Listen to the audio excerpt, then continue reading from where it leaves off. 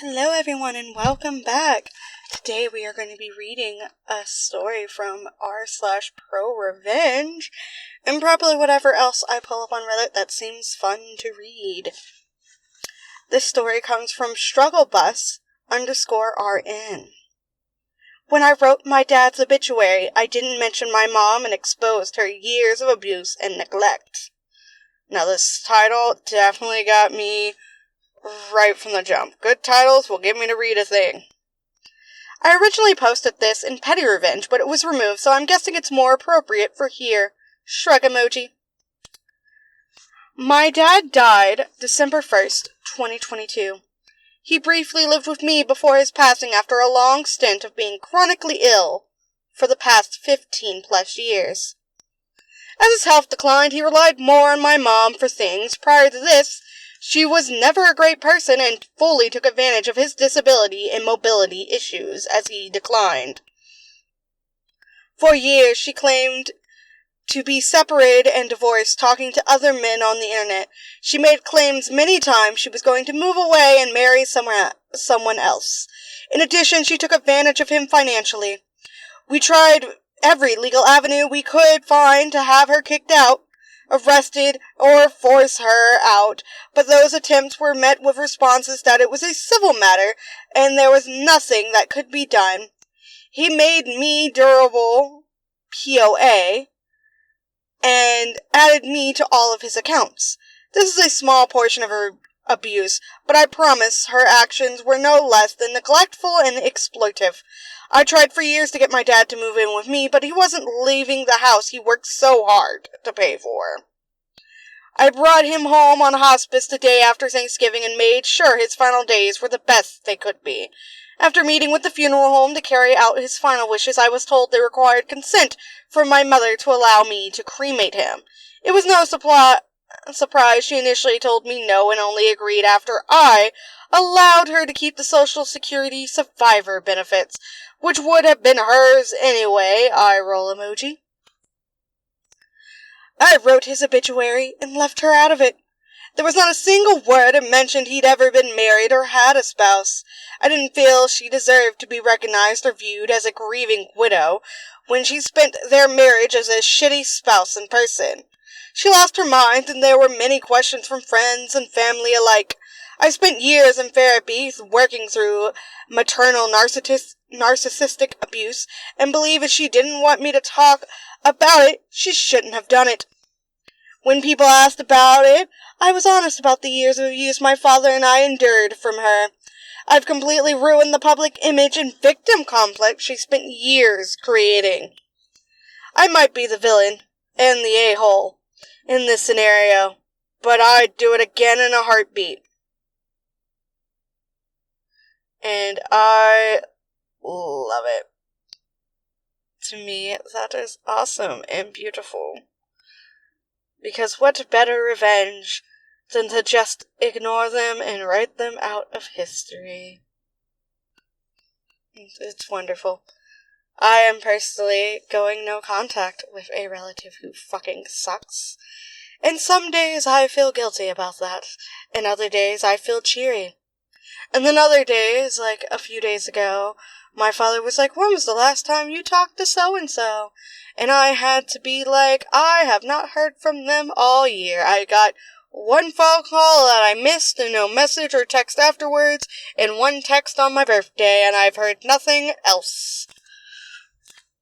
So yeah. So let us continue forward to I Don't Work Here Lady. A lovely story from this subreddit, which title also caught my eye. Posted by user Skyraker Beyond. No can do, they said everyone. This happened to me a couple of years back. I was down in Georgia, the state that your current narrator lives in, so now I'm even more hooked. I might recognize some shit. Camping for a spring vacation and happened to be wearing a nice red polo shirt and wandered into Target to pick up a few gifts for my family back up in Canada. Oh, the dreaded Target. While pursuing the back shelves, a harried-looking target manager runs up to me and tells me to get in the back. I try to tell him, hey, I don't work here, and he interrupts me with I don't care what you're doing, get in the back, and basically dragged me into the back area and over to one of the office conference rooms for a presentation from a regional exec. There were a lot of people in that office, and it seemed like that target had called in everyone who would normally be off shift into the office for this meeting, so they had a lot of people that some managers had never interacted with before. I'm guessing that's why I got dragged in. It was very obvious to me that anyone I made eye contact with knew I didn't work there, since they were all laughing at my bewildered, what the fuck am I doing here look, and I'm wearing the wrong pants. Then the exec rolled in and ran an hour-long presentation about some variety of performance metrics, some new fast business action plan or something that I tuned right out. I probably could have left if I actually made a real effort, but it would have caused a stink and definitely made the store look inept in front of their big boss, and I'm not that much of an asshole. Also, the meeting was catered, so I took advantage of the free lunch. Ha ha! Smart person. After it was done, we all filed out. I headed off to buy my purchases, and the cashier glanced at my shirt and gave me the employee discount. Edit. Just to clarify, I was being Canadian when I said I was dragged. The manager didn't physically drag me in. He glared at me and kept telling me to hurry up, and so I was bound by social convention to follow him and see whatever hilarity this was going to lead to. But also, yay, lunch. Free lunch is always, like, the best thing in the whole entire world. Absolutely the best.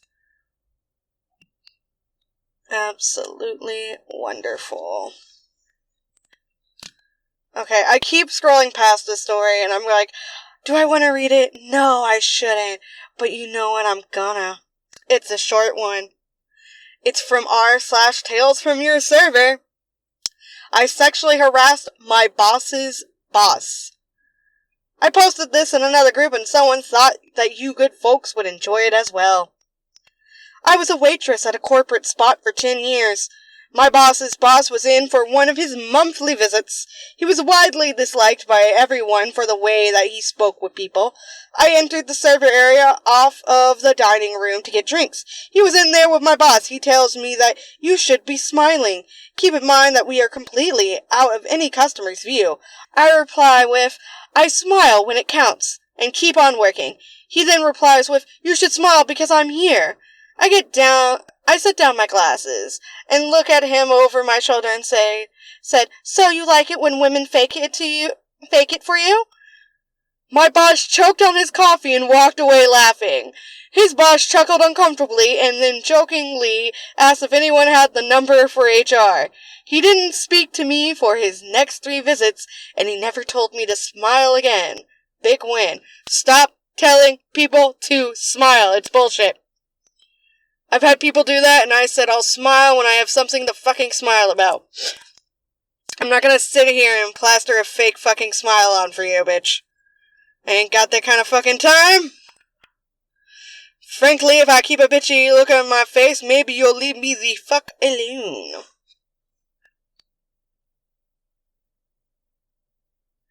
And it is wonderful.